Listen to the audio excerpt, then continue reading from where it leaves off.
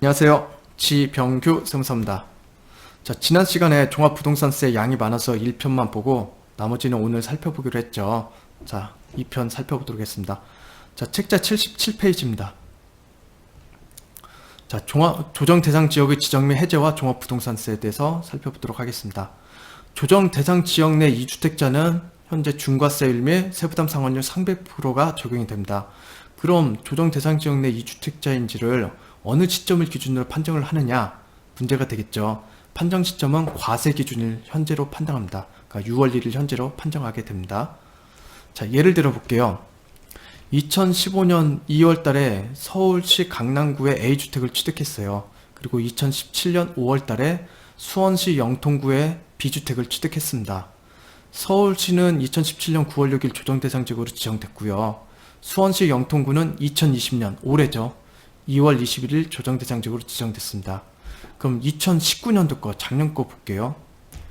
작년 과세기준 현재 6월 1일 현재 보면은 A주택은 조정대상지역 내에 있고 B주택은 조정대상지역이 아니었죠. 따라서 조정대상지역 내 2주택자가 아니었습니다. 따라서 작년에 종합부동산세 계산할 때는 기본세율 및 150%의 세부담 상환율이 적용됐습니다. 하지만 2020년 올해는 과세 기준일 현재 보면은 A주택과 B주택이 모두 다 조정대상 지역이 있기 때문에 조정대상 지역 2주택자에 해당이 됩니다. 따라서 올해는 중과세율 및 300%의 세부담 상환율이 적용받게 됩니다. 자, 다른 예 볼게요. 2015년도에 서울시 강남구에 A주택을 취득했고요. 2017년 5월에 부산광역시 해운대구에 B주택을 취득했다고 볼게요. 서울광역시는 2017년도에 조정대상지역으로 지정됐고요. 부산광역시 해운대구는 2017년 9월 6일 조정대상지역으로 지정된 후 2019년 11월 작년이죠. 여기가 조정대상지역에서 해제가 됐어요. 그럼 2019년도에는 과세기준일 현재 A주택과 B주택은 모두 다 조정대상지역에 있죠. 따라서 조정대상지역 2주택자에 해당하기 때문에 중과세율 및 200% 세부담 상환율이 적용되었습니다. 작년까지는 조정대상 지역 내 2주택자는 세부담 상환율이 200%였습니다. 올해부터 300%가 적용이 되는 거고요. 자, 그런데 올해 같은 경우는요. 2020년에는 과세 기준일 현재 A주택은 조정대상 지역에 있지만 B주택은 조정대상 지역에 해제됐기 때문에 조정대상 지역에 있지 않죠. 따라서 조정대상 지역 내 2주택자에 해당하지 않아요. 그렇기 때문에 기본 세율 및 150%의 세부담 상환율이 적용되게 됩니다. 자, 주택에 대한 종합부동산세 절세 전략 첫 번째는 명의 분산하는 겁니다. 자, 예를 들어 볼게요. A주택도 나절세 명이고요. B주택도 나절세 시 명입니다. 그럼 이분 같은 경우는 주택이 두 개 있고 기준시가가 각각 4억 원이라고 하면은 기준시가 합이 8억 원이 되죠. 그럼 6억 원을 초과하기 때문에 종합부동산세 납세 의무자가 됩니다.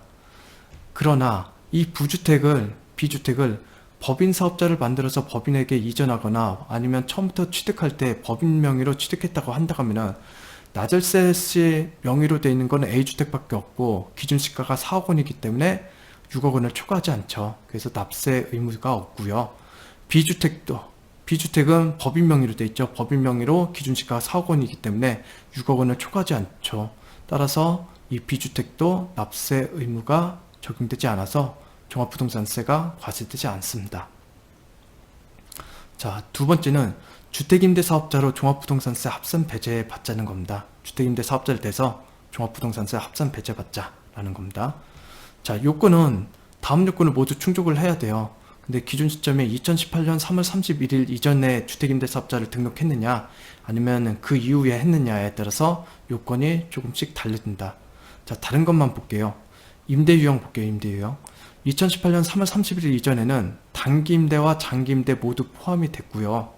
그리고 임대기간도 5년 이상 계속하여 임대했으면은 종합부동산세 합산 배제를 받을 수가 있었어요.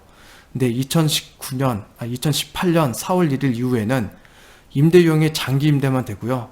8년 이상 계속하여 임대할 때만 종합부동산세 합산 배제를 받을 수가 있습니다. 증액 제한하고 등록 요건은 동일합니다. 자, 이렇게 적용됐었는데 또 한 번 세법 개정이 됐죠. 2018년 9월 14일 이후 취득한 주택에 대해서 조정대상 지역 내에 취득한 주택을 장기임대주택으로 등록한다 할지라도 종합부동산세 합산과세를 받지 되게끔 됐습니다.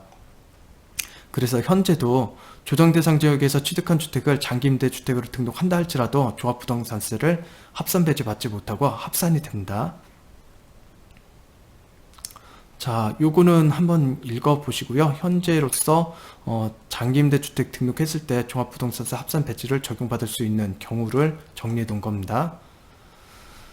자, 그러면은 2018년 9.13 부동산 대책으로 9월 14일 이후에는 조정대상 지역 내에서 취득한 주택은 장기임대주택으로 등록한다 할지라도 종합부동산세가 합산 배제되지 않는데 이게 법인에게도 적용되느냐가 문제가 되는데 법인에게는 적용되지 않아요. 법인은 종합부동산세 합산 배제를 예전 종전처럼 받을 수가 있습니다. 자, 종합부동산세가 얼마 나오는지 궁금해하시는 분들이 많거든요. 그래서 제가 종합부동산세를 스스로 계산해 볼 수 있는 사이트를 하나 소개시켜 드리려고 합니다. 자, 먼저 계산하기에 앞서서 조정 대상 지역 현황을 보셔야 돼요. 그래서 내가 가지고 있는 주택이 지금 조정 대상 지역에 있는지 없는지 이걸 먼저 확인하시고요. 2020년 3월 1일 현재 조정 대상 지역은 보시는 바와 같고요. 이걸 보시고 내 주택이 조정 대상 지역에 있는지 판단해 보시고요. 자, KB 부동산 리본이라는 사이트가 있어요. KB 부동산 리본에 접속하시면은 다음과 같은 화면이 보이고요. 여기에서 부동산 세금 계산기라는 데가 있습니다. 부동산 세금 계산기 메뉴를 클릭하시면은 다음과 같이 나와요. 양도세, 취득세, 종합부동산세, 증여세 이런 것들을 계산해 볼 수가 있어요. 이 중에서 종합부동산세를 클릭을 하시고요. 자, 이런 창이 떠요. 그러면 주택에 대해서 내가 지금 살고 있는 주택을 주소를 넣으면은 여기 주소를 넣고요. 동 호수까지 넣으면은 18년 공시가격과 19년 공시가격이 자동으로 계산이 되고 자동으로 표시가 되고요. 이걸 선택을 누르면 여기에 반영이 됩니다. 여기 반영이 되고요.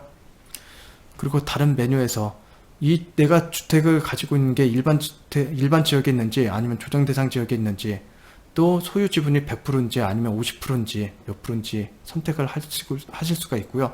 1세대 1주택인지 아닌지를 선택을 해 주셔야 하고요. 종부세 합산 배제 대상인지 아닌지 이걸 선택하고 계산하기를 누르면 종합부동산세가 계산이 됩니다. 근데 내가 주택이 하나만 있는 게 아니고 다른 주택이 있을 수 있잖아요. 그럴 때는 여기 주택 추가를 눌러가지고 동일한 방법으로 주소를 선택해서 넣게 되면은 공시가격이 저절로 뜹니다. 그래서 다 하시면은 여기 계산하기 누르시면 이런 식으로 나와요. 저는 주택 1과 주택 2 두 개를 넣어봤고요. 여기에 대해서 계산하기 누르니까 재산세가 올해는 163만 3,100원 정도 나오고요. 종합부동산세는 146만 7,420원 정도 나온다. 이렇게 계산이 되거든요. 그래서 주택 가지고 계신 분들 재산세나 종부세가 도대체 올해는 얼만큼 나올 건지 궁금해 하신 분들은 요 사이트에 들어가셔가지고 한번 금액을 입력해 보시면 좋을 것 같아요. 근데 4월 말에 이게 기준 주택 공시가격이 바뀌죠. 그래서 아마 작년하고 올해 차이가 많이 있을 것 같아요. 그래서 4월 30일 이후에 그때 한번 새로운 공시가격이 나오면 그 금액을 가지고 여기에 적용을 해보시면은 올해 종부세가 어느 정도 부과가 될지 알 수 있을 것 같습니다. 자, 오늘은 여기까지 하도록 하겠습니다. 수고하셨습니다.